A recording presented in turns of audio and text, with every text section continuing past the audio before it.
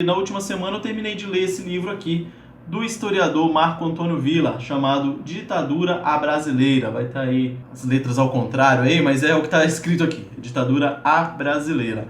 Marco Antônio Villa, muito interessante a leitura, eu achei, os termos que ele usa bem facinho de entender e tal. E segundo ele, o regime militar que teve de 64 a 85 no Brasil, na verdade, não foi uma ditadura militar nesse período todo. Segundo ele, se houve uma ditadura, foi do ano de 69 a 79, que é enquanto vigorava o ato institucional número 5 no país. Fora esse período, não era uma ditadura militar.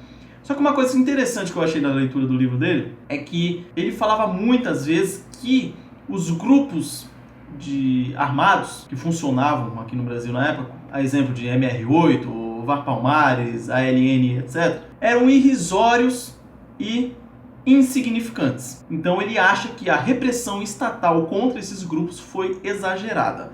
Na minha opinião, não concordo com ele. Por quê? Porque se você se omite, se o Estado se omite, você dá munição para esses grupos que, a priori, são pequenos, crescerem. É o que aconteceu, por exemplo, as facções criminosas que hoje existem no Brasil aí. PCC em São Paulo, que começou dentro de presídios, com uma reunião de presos e ninguém deu muita importância e hoje tem um poder muito grande, Comando Vermelho no Rio de Janeiro, Terceiro Comando no Rio de Janeiro, enfim, essas facções. Se o Estado se omite, eles vão crescer e só Deus sabe as proporções que vai alcançar. O que acontece? Guerrilha do Araguaia, na década de 70, muita gente fala que o Estado foi com um poderio muito grande para desmantelar um grupo pequeno de guerrilheiros que tinham lá. Porém, não era bem assim. E se eles deixassem resquícios de guerrilheiro por aquelas bandas, hoje teríamos uma Farc aqui no país.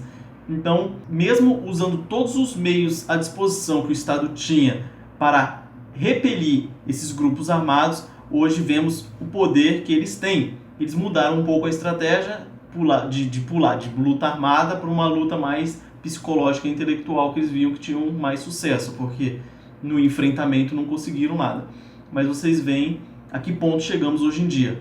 E para ter uma ideia de como funcionavam esses grupos armados, baixa aí na internet o Manual do Guerrilheiro, escrito por Carlos Marighella, e vocês vão ter mais ou menos uma noção de qual eram os objetivos dele e do que eles faziam para atingir os objetivos. Então, por isso que eu não concordo com o Marco Antônio Villa de que eram grupos insignificantes que não iam afetar em nada, vamos dizer assim. Eu acho que a repressão foi pouco, tinha que ter tido mais para ter eliminado esses focos aí. Felizmente, alguns que lutaram armadamente no período ainda estão por aí, e a gente vê a confusão que está tendo, certo? Então, essas são minhas considerações a respeito do livro do Marco Antônio Villa. Aconselho a todos que puderem, tiverem a oportunidade de ler. Muito interessante, os dados históricos e tal. E ele coloca o regime militar como se fosse um equilíbrio entre uma extrema-direita que tinha no país e a extrema-esquerda querendo implantar a ditadura do proletariado aqui no país. Então o regime militar ficou como sendo um equilíbrio dessas duas forças.